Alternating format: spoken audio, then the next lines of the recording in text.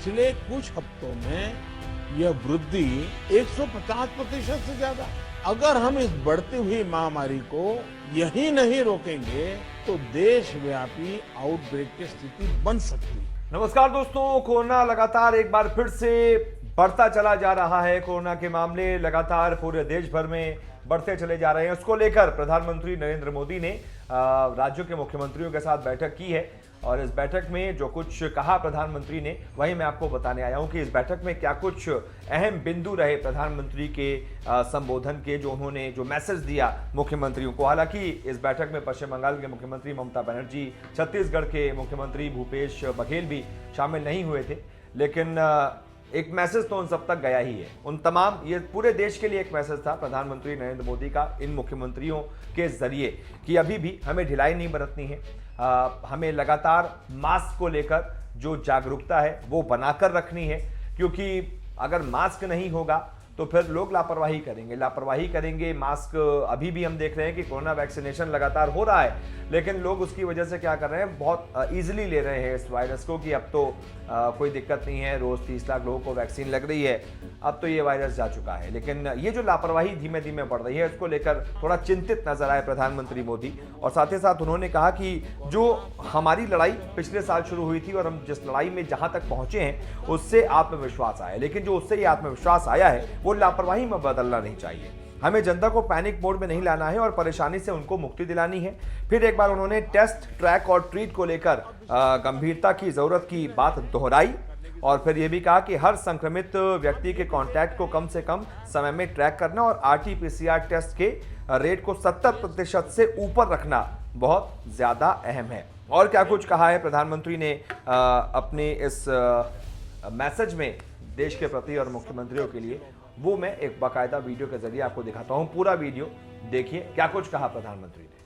अब हमें प्रोएक्टिव होना जरूरी है। हमें जहां जरूरी हो, और ये मैं आग्रहपूर्वक कहता हूं, माइक्रो कंटेनमेंट जोन बनाने का विकल्प भी किसी भी हालत में ढिलास नहीं लानी चाहिए। इस पर बड़े आग्रह से काम करना चाहिए। जिलों में काम कर रही पैंडेमिक जो रिस्पांस टीम्स को कंटेनमेंट और सर्वेलेंस SOPs इसकी रीओरिएंटेशन की आवश्यकता हो, वो भी किया जाना चाहिए। फिर से एक बार 4 घंटे 6 घंटे के लिए बैठ करके चर्चा हो, हर लेवल पे चर्चा हो, सेंसिटाइज भी करेंगे, पुरानी चीजें याद भी करा देंगे और गति भी ला सकते हैं। और इसके साथ ही टेस्ट, ट्रैक और ट्रीट, इसको लेकर भी हमें उतनी ही गंभीरता की जरूरत है जैसे कि हम पिछले 1 साल से करते आ रहे हैं। हर संक्रमित व्यक्ति के कॉन्टैक्ट को कम से कम समय में ट्रैक करना और RT-PCR टेस्ट रेट 70% से ऊपर रखना बहुत अहम है।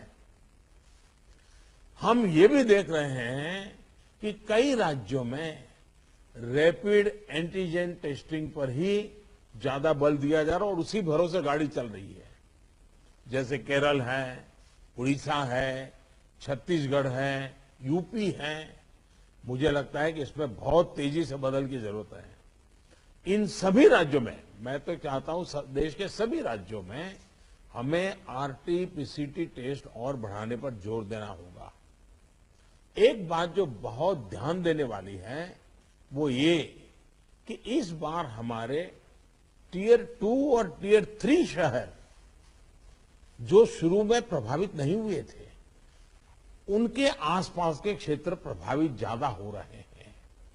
देखिए, इस लड़ाई में हम सफलतापूर्वक बच पाए हैं, उसका एक कारण था कि हम गांवों को इससे मुक्त रख पाए थे। लेकिन Tier 2, Tier 3 सिटी पहुंचा तो इसको गांव में जाने से देर नहीं लगेगी और गांवों को संभालना, हमारी व्यवस्थाएं बहुत कम पड़ जाएगी। और इसलिए हमें छोटे शहरों में टेस्टिंग को बढ़ाना होगा। हमें छोटे शहरों में रेफरल सिस्टम और एम्बुलेंस नेटवर्क के ऊपर विशेष ध्यान देना होगा। प्रेजेंटेशन में ये भी बात हमारे सामने रखी गई कि अभी वायरस का स्प्रेड डिस्प्रेस्ड मैनर में हो रहा है। इसकी बहुत बड़ी वजह यह भी है कि अब पूरा देश ट्रैवल के लिए खुल चुका है। विदेशों से आने वाले लोगों की संख्या भी बढ़ी है। इसलिए आज हर एक केस के ट्रैवल की, उसके कॉन्टैक्ट्स के ट्रैवल की सूचना सभी राज्यों को आपस में भी साझा करना जरूरी है। आपस में जानकारी साझा करने के लिए किसी नए मैकेनिज्म की जरूरत लगती है तो उस पर भी विचार होना चाहिए। इसी तरह विदेश से आने वाले यात्रियों और उनके कॉन्टैक्ट्स के सर्वेलेंस के लिए एसओपी के पालन की जिम्मेदारी भी हमारी अब बढ़ गई है। अभी हमारे सामने कोरोना वायरस के न्यूटन्स को भी पहचाने और उनके प्रभावों का आकलन का भी एक प्रश्न है। आपके राज्यों में आपको वायरस के वेरिएंट का पता चलता रहे, इसके लिए भी जीनोम सैंपल भी टेस्टिंग के लिए भेजा जाना उतना ही अहम है। साथियों, वैक्सीन अभियान को लेकर कई साथियों ने अपनी बात रखी। निश्चित तौर पर इस लड़ाई में वैक्सीन अब एक साल के बाद हमारे हाथ में एक हथियार आया है। ये प्रभावी हथियार है। देश में वैक्सीनेशन की गति लगातार बढ़ रही है। हम एक दिन में 30 लाख लोगों को वैक्सीन करने के आंकड़े को भी एक बार तो पार कर चुके हैं। लेकिन इसके साथ ही हमें वैक्सीन डोसेज वेस्ट होने की समस्या को बहुत गंभीरता से लेना चाहिए। तेलंगाना और आंध्र प्रदेश में 10% से ज्यादा वैक्सीन वेस्टेज है। यूपी में भी वैक्सीन वेस्टेज करीब करीब वैसा ही है। वैक्सीन क्यों वेस्टेज हो रही है, इसकी भी राज्यों में समीक्षा होनी चाहिए और मैं मानता हूं हर रोज शाम को इसकी मॉनिटरिंग की व्यवस्था रहनी चाहिए और हमारी सिस्टम को प्रोएक्टिव लोगों को कांटेक्ट करके एक साथ इतने लोग मौजूद रहें ताकि वैक्सीन दे, वैक्सीन वेस्टेज न जाए, इसकी व्यवस्था होनी चाहिए। क्योंकि एक प्रकार से जितना परसेंटेज वेस्टेज होता है, हम किसी के अधिकार को बर्बाद कर रहे हैं। हम किसी के अधिकार को बर्बाद करने का हमें हक नहीं है। स्थानीय स्तर पर प्लानिंग और गवर्नेंस की जो भी कमियां हैं, उन्हें तुरंत सुधारा जाना चाहिए।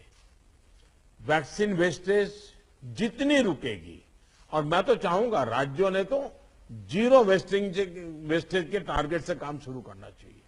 हमारे यहां वेस्टेज नहीं होने देंगे। एक बार कोशिश करेंगे तो इंप्रूवमेंट जरूर होगा। उतने ही ज्यादा हेल्थ वर्कर्स, फ्रंटलाइन वर्कर्स और दूसरे एलिजिबल लोगों को वैक्सीन की दोनों डोज पहुंचाने के हमारे प्रयास सफल होंगे।